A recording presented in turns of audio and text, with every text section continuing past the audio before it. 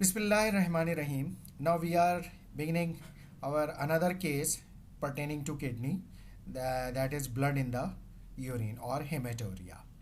So first, as usual, we will take the history of the patient, then we will go for the examination and laboratory test and the management by answering the situation. So what is the history of this case? A 52-year-old businessman, age is 52 year, referred to a nephrologist for investigation of microscopic hematuria.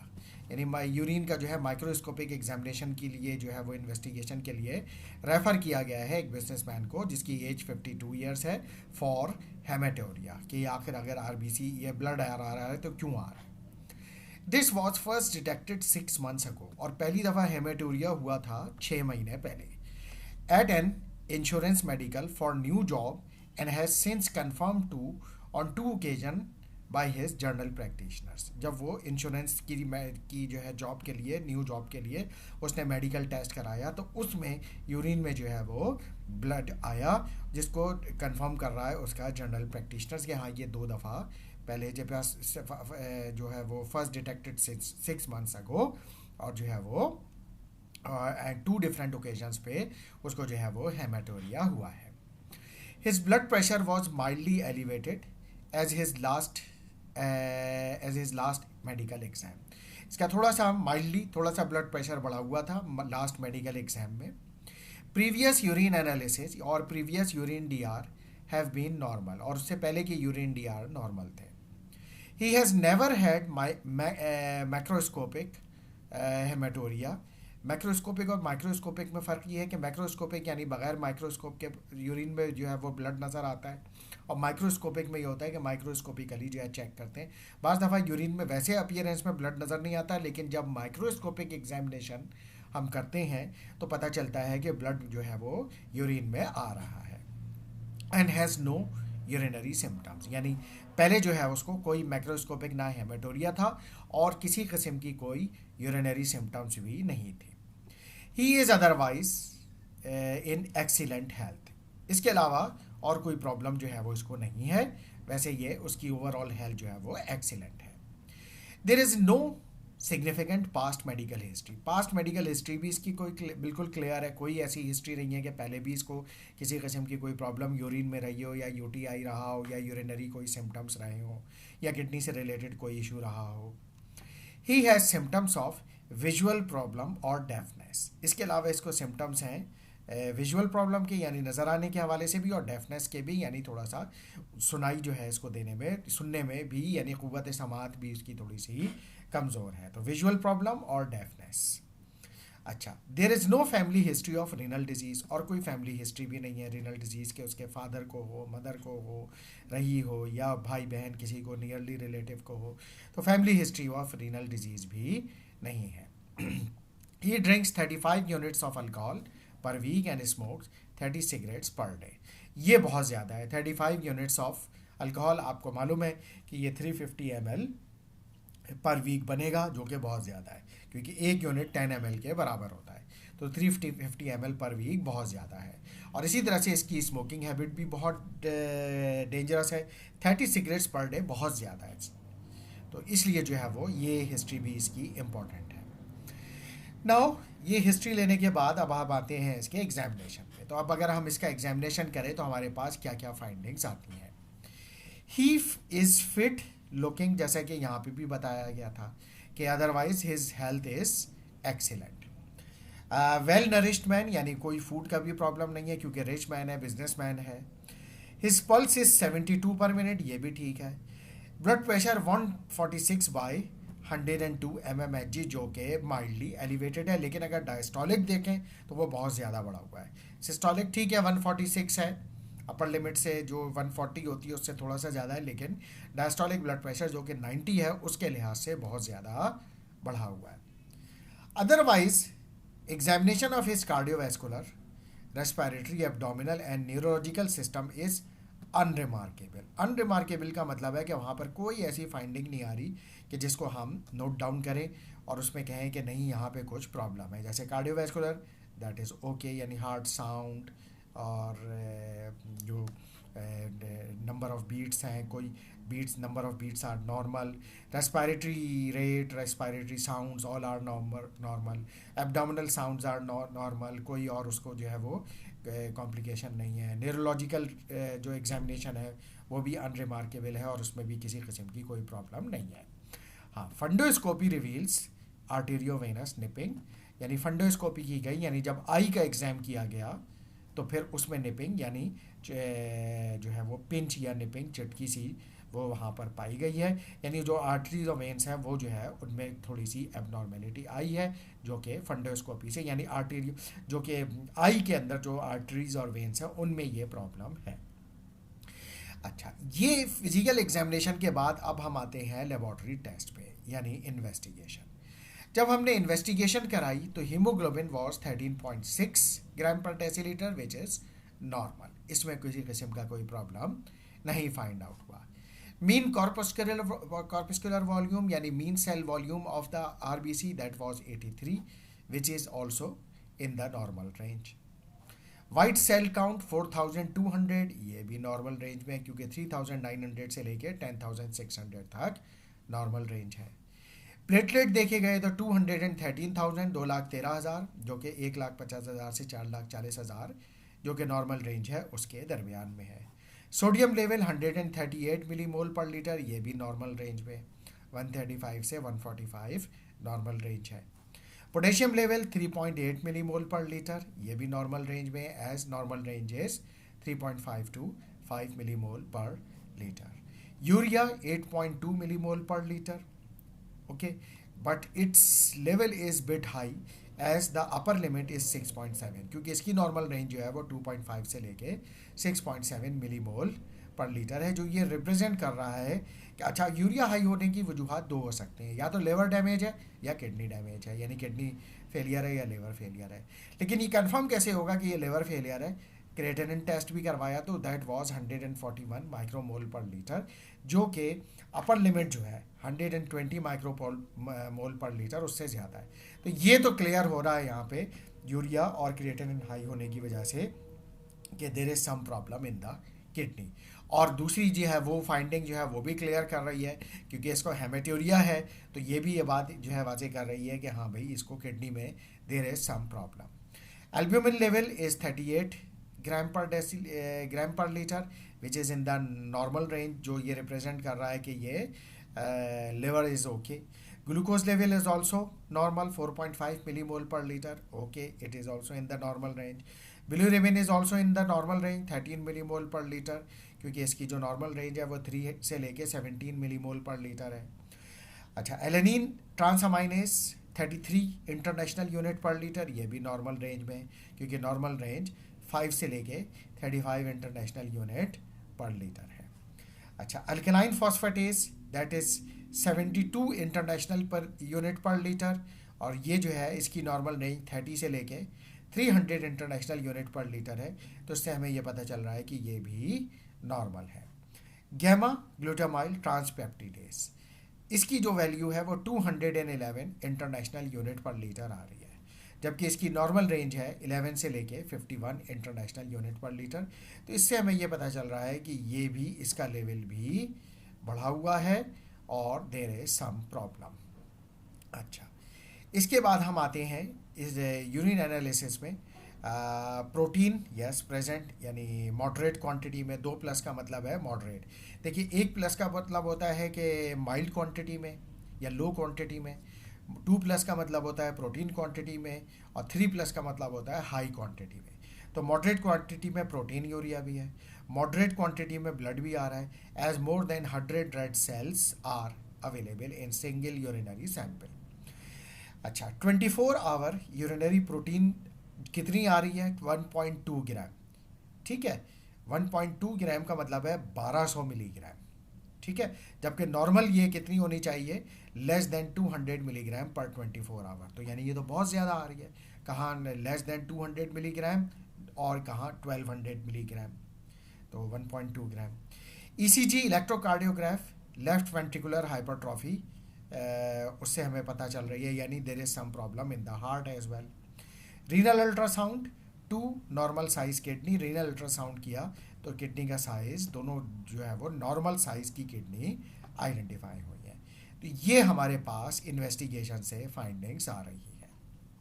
Now what is likely diagnosis? Likely diagnosis क्या है? What further investigation would you organise, और इसके अलावा कोई investigation आप further कराएंगे, and what advice would you give to the patient, और patient को आप क्या एडवाइस इसके बाद करेंगे इन तमाम इवेल्युएशंस के बाद। तो now come to the answer of this clinical situation. अगर हम इस क्लिनिकल सिचुएशन के आंसर की तरफ आए तो हमारे पास जो सिचुएशन है इस वक्त कि microscopic haematuria has many renal and urologic causes. Microscopic analysis of urine में अगर हेमेटोरिया फाइंड आउट होता है तो इसकी बहुत सारी किडनी और यूरोलॉजिक कॉजेज होती हैं। यूरोलॉजिक कॉजेज यानी pertaining to ureter, urinary bladder and urethra, और इससे ऊपर जो होती है नेफ्रॉन जहाँ होते हैं वो रीनल इश्यूज़ कहलाते हैं। लाइक फॉर एग्जांपल किन इश्यूज़ की वजह से माइक्रोस्कोपिक हेमेटोरिया हो सकता है? Like for example prostatic disease और स्टोन्स। प्रोस्टेटिक डिजीज़ क्या होती हैं? जो सबसे कॉमन होती है मेल में प्रोस्टेटिक डिजीज़ वो होती है, यानी अगर विदाउट कैंसर हो तो that is called benign prostatic hyperplasia, यानी प्रोस्टेट ग्लैंड का साइज जो होता है वो बिनाइनली एनलार्ज हो जाता है, तो जिसकी वजह से जो है वो प्रॉब्लम आ सकती है। इसके अलावा स्टोन्स हो सकते हैं किडनी में या यूरेटर में या यूरिनरी ब्लैडर में, तो जिसकी वजह से जो है वो हेमेटोरिया हो सकता है। But the presence of significant proteinuria, hypertension and renal impairment suggest this man has some form of chronic glomerulonephritis। लिहाजा लेकिन इसका जो सिग्निफिकेंट प्रोटीन यूरिया भी हो रहा है जैसा कि टेस्ट में पता यूरिन डीआर में आया है, हाइपरटेंशन और रीनल इम्पेयरमेंट जो कि हाई उससे आ रही है क्रिएटिनिन लेवल से, तो ये क्लू हमें दे रहा है कि ये क्रॉनिक ग्लोमेरुलोनेफ्राइटिस हो सकता है। क्रॉनिक ग्लोमेरुलोनेफ्राइटिस यानी ये भी एक क्रॉनिक किडनी डिजीज़ की टाइप है। जैसा कि अगर हम यहाँ देखें क्रॉनिक किडनी डिजीज़ के हवाले से, तो क्लासिफिकेशन एंड पैथोफिजियोलॉजी की अगर हम बात करें तो chronic kidney is defined as a kidney damage और GFR less than 60 ml per minute for 3 months or greater than 3 months. Kidney damage is defined as a pathological abnormalities or markers for damage. ठीक है, pathological abnormalities होंगी और markers of damage होंगे, including abnormalities in blood and urine test. Blood और urine test में आएगा और imaging studies भी कुछ ना कुछ जो है वो एबनॉर्मेलिटी बताएंगी। और फिर हम इसको क्लासीफाई करते हैं कि recently has been classified from stage 1 to 5 to denote the severity of the renal impairment. तो ये जो है वो इसमें शामिल है। अच्छा, अब ये क्रॉनिक किडनी डिजीज़ में जैसे अभी हम ग्लोमेरुलोनेफ्राइटिस की बात करते हैं तो ईटियोलॉजी और कॉजेज ऑफ CKD में ग्लोमेरुलोनेफ्राइटिस शामिल है। अच्छा, the high gamma glutamyl transpeptidase level, ये भी हमने देखा है कि इसका लेवल बढ़ा हुआ है, is compatible with liver disease related to high alcohol intake.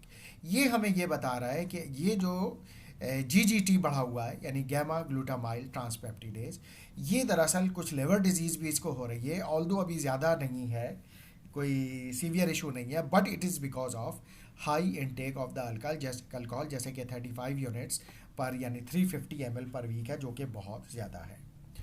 The recommended upper limit for man is 28 units per week, यानी जो रिकमेंडेड अपर लिमिट है अल्कोहल इनटेक की वो 28 यूनिट है, और ये भी अपर लिमिट है, इससे ज़्यादा तो किसी भी सूरत में पेशेंट को जो है वो अल्कोहल इनटेक नहीं करना चाहिए। अच्छा जनाब, तो यहाँ पर हम थोड़ा सा एक ये भी देख लेते हैं कि commonest glomerular causes of microscopic haematuria क्या क्या हो सकते हैं। यानी अगर माइक्रोस्कोपिक हेमेटोरिया हो रहा है तो उसकी जो कॉमन रीज़न है वो सबसे ज़्यादा क्या क्या हो सकते हैं। एक तो ये हो सकता है immunoglobulin A nephropathy, IgA nephropathy. दूसरा थिन बेसमेंट मेम्ब्रेन डिजीज़, ठीक है। और तीसरा एल्पोर्ट सिंड्रोम जो कि प्रीडोमिनेंटली अफेक्ट्स मेल। इस पे एल्पोर्ट सिंड्रोम्स क्या होती है मैं इस पे बाद में बात करूंगा, लेकिन उससे पहले मैं ये बात करूंगा थिन बेसमेंट मेम्ब्रेन डिजीज़। ये बेसमेंट मेम्ब्रेन कहाँ होती है, सबसे पहले ये एक अहम सवाल पैदा होता है।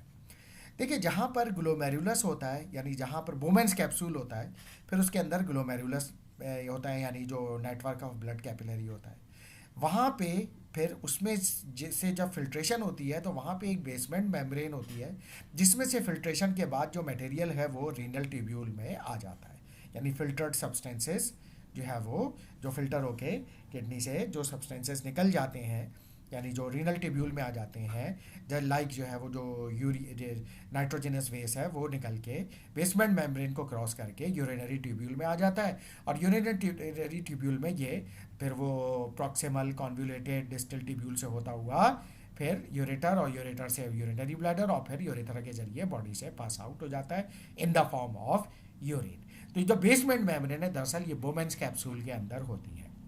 तो अगर इसकी कोई प्रॉब्लम हो, ये थिन हो जाए या थिन हो, तो लाजमी बात है फिर ये इसकी अपनी इंटीग्रिटी को मेंटेन नहीं रखती, क्योंकि अगर अगर ये जो सही यानी अगर ये थिन नहीं होगी, अपने नॉर्मल साइज़ पर होगी, तो इसमें ये होगा कि इसमें से आरबीसीज जो होंगे वो पेनिट्रेट नहीं कर पाएंगे, और आरबीसीज ब्लड के अंदर ही रहेंगे, और यूरिन जो पास आउट होगा उसमें हेमाटोरिया नहीं होगा। लेकिन अगर ये थिन हो जाएगी तो इसमें से जो है वो आरबीसीज भी निकल जाएंगे ब्लड वेसल से, और वो फिर यूरिन में शामिल हो जाएंगे, और यूरिनरी जो हेमाटोरिया यानी यूरिन में जो होगा वो ब्लड आना शुरू हो जाएगा।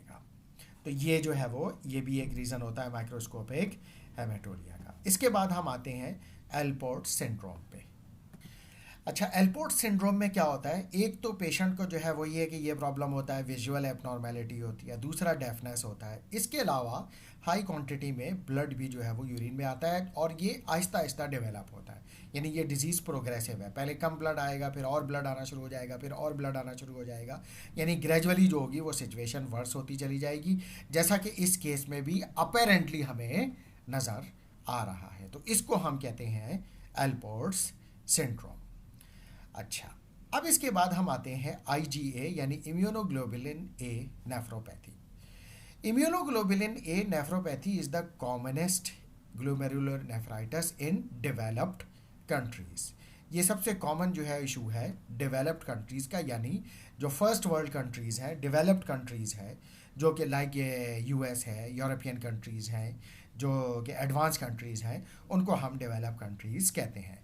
तो ये जो आईजीए रिलेटेड नेफ्रोपैथी है, और इसकी वजह से ग्लोमेरुलोनेफ्राइटिस हो रहा है, और उस ग्लोमेरुलोनेफ्राइटिस यानी उसकी जो है वो इन्फ्लेमेशन की वजह से, ग्लोमेरुलोनेफ्रॉन की इन्फ्लेमेशन की वजह से जो वहाँ से आरबीसी लीक आउट होकर यूरिन में आ रहे हैं, ये इशू सबसे ज़्यादा कॉमन है डेवलप कंट्रीज़ में। And it's characterise bye diffuse mesangial deposits of IgA, और वहाँ पर जो है वो ग्लोमेरुलर मेम्ब्रेन में आईजीए के डिपॉजिट भी जो है वो नज़र आएंगे। Patients often have episodes of macroscopic हेमाटोरिया, और कभी कभी उसको मैक्रोस्कोपिक हेमाटोरिया भी होगा, यानी विदाउट माइक्रोस्कोप भी जब आप यूरिन को देखेंगे तो वो उसमें रेडिश कलर आ रहा होगा जी, ये रिप्रेजेंट कर रहा होगा कि पेशेंट के यूरिन में ब्लड आ रहा है। And concurrence with upper respiratory tract infection, और ये मैक्रोस्कोपिक हेमाटोरिया जो होगा ये इसके साथ पेशेंट को और क्या प्रॉब्लम होगी, upper respiratory tract infection. Most cases of IgA nephropathy are idiopathic. अच्छा, ज़्यादातर केसेस जो आईजीए नेफ्रोपैथी के हैं वो इडियोपैथिक है। इडियोपैथिक क्या होता है, इडियोपैथिक ये होता है कि हमें ऐसी डिजीज़ जिसकी जो कॉज है वो मालूम ना हो, वो डिजीज़ एग्जिस्ट करती है बट हमें उसकी कॉज मालूम नहीं है। अच्छा, but it is also commonly associated with Henoch Schonlein purpura, ठीक है, एंड अल्कोहलिक्स सिरोसिस। इसके अलावा ये जो इडियोपैथिक आईजीए नेफ्रोपैथी जो है ये इसके अलावा कॉमनली एसोसिएटेड होती है इन दो कंडीशन के साथ, हिनॉच शॉनलिन परप्यूरा या फिर अल्कोहलिक सिरोसिस। अच्छा, ये हिनॉच शॉनलिन परप्यूरा क्या है, इसमें आईजीए रिलेटेड वैस्कोलाइटिस होता है, यानी इन्फ्लेमेशन ऑफ ब्लड वेसल। तो उसकी वजह से जो है ब्लड वेसल्स जब इन्फ्लेम्ड होते हैं किडनी में, तो फिर वो वहाँ के ब्लड वेसल्स जो होते हैं वो ब्लड को लीक आउट करते हैं, और उसके बाद जो है वो फिर यूरिन में ब्लड मिक्स होने लगता है, और लीक आउट होने के बाद और फिर वो यूरिन में जो है वो आना शुरू हो जाता है। इसके अलावा अल्कोहलिक सिरोसिस यानी लिवर सिरोसिस, तो अल्कोहलिक लिवर सिरोसिस, उसमें भी जो है आईजीए मीडिएटेड इन जो है वो इन्फ्लेमेशन होती है और ब्लड वेसल्स की, और उसके बाद भी जो है वो ये नेफ्रोपैथी डेवलप होती है और उसमें फिर यूरिन में जो है वो ब्लड आना शुरू हो जाता है। This man has IgA nephropathy in association with alcoholic liver disease. लिहाजा इन तमाम बातों से ये पता चल रहा है कि ये जो बिजनेसमैन है इसको आईजीए नेफ्रोपैथी है और उसके साथ इसको अल्कोहलिक लिवर डिजीज भी मौजूद है। About 20% patients with IgA nephropathy will develop and stage renal failure after 20 years of follow up. अच्छा, ये स्टैटिस्टिक्स हमें बताती हैं कि 20% पेशेंट जिनको आईजीए नेफ्रोपैथी होती है वो एंड स्टेज रीनल डिजीज़ में चले जाते हैं या एंड स्टेज रीनल फेलियर में चले जाते हैं almost in 20 years of follow up, यानी तकरीबन 20 साल के दौरान जो है वो एंड स्टेज रीनल डिजीज़ में चले जाते हैं। यानी इससे हमें ये पता चल रहा है कि ये पेशेंट जो होगा या जो ये कंडीशन होगी ये फर्दर डिटेरियोरेट होगी और प्रोग्रेस करेगी towards and stage renal disease या एंड स्टेज रीनल फेलियर, यानी ग्रेजुअली जो क्रिएटिनिन क्लियरेंस है, ये जीएफआर है, वो फर्दर डिक्लाइन होता चला जाएगा। अच्छा, इसके बाद हम आते हैं बेसमेंट मेम्ब्रेन के हवाले से।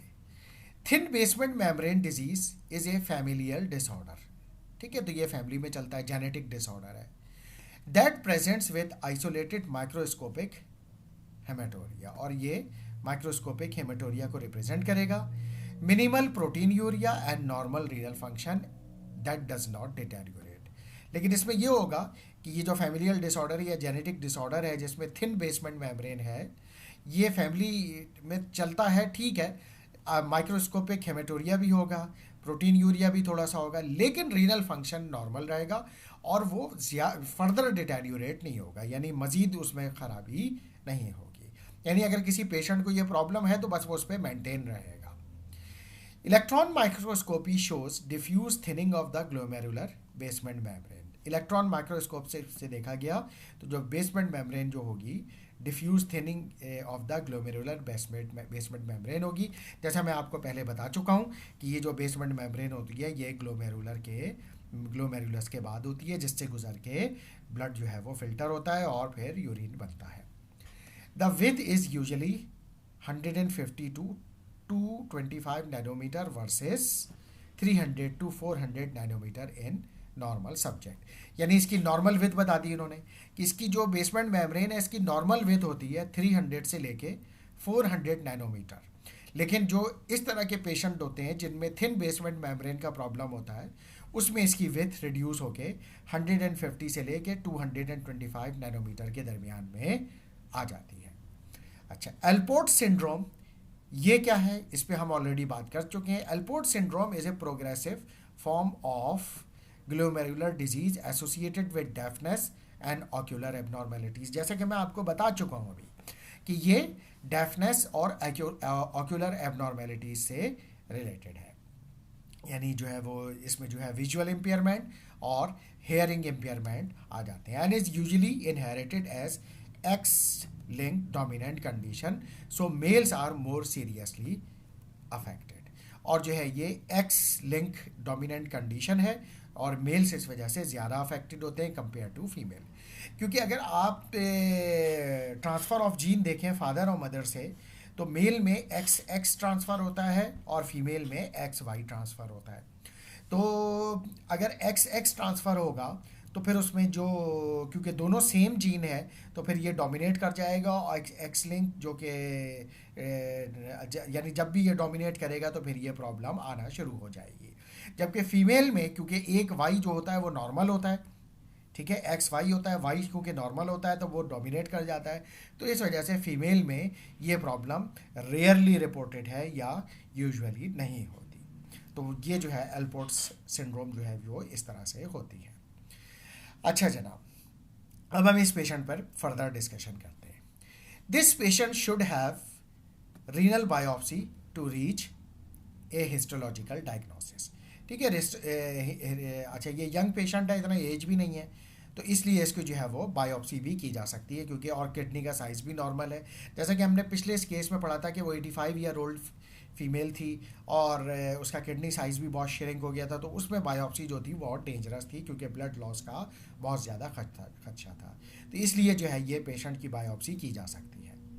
As the patient is over 50 year old and should have urine cytology, prostate specific agent, cytoscopy performed to exclude concurrent bladder और prostatic lesions। तो क्योंकि वो पेशेंट जो है 50 साल से ऊपर है और यूरिन साइटोलॉजी हम कर सकते हैं, या यूरिन के जो साइटोलॉजी जो उसका cell examination, prostate specific antigen यानी पीएसए मालूम कर सकते हैं। उससे हमें ये पता चल जाएगा कि इसको बीपीएच है या नहीं है, यानी बिनाइन प्रोस्टेटिक हाइपरप्लेसिया है या नहीं है, वो पता चल जाएगा कि कहीं इसकी वजह से तो प्रॉब्लम नहीं हो रहा। इसके अलावा cystoscopy perform to exclude concurrent bladder और प्रोस्टेटिक लीजन। साइटोस्कोपी भी कर सकते हैं, वो ये चेक करने के लिए कहीं यूरिनरी ब्लैडर में कहीं लीजन्स तो नहीं है, कहीं प्रोस्टेटिक यानी प्रोस्टेटिक ग्लैंड में कहीं कोई लीजन्स तो नहीं है। तो यानी प्रोस्टेटिक ग्लैंड और यूरिनरी ब्लैडर को की वॉल्स का एग्जामिनेशन करते हैं हम साइटोस्कोपी में, ये चेक करने के लिए कि ये नॉर्मल है या नहीं है।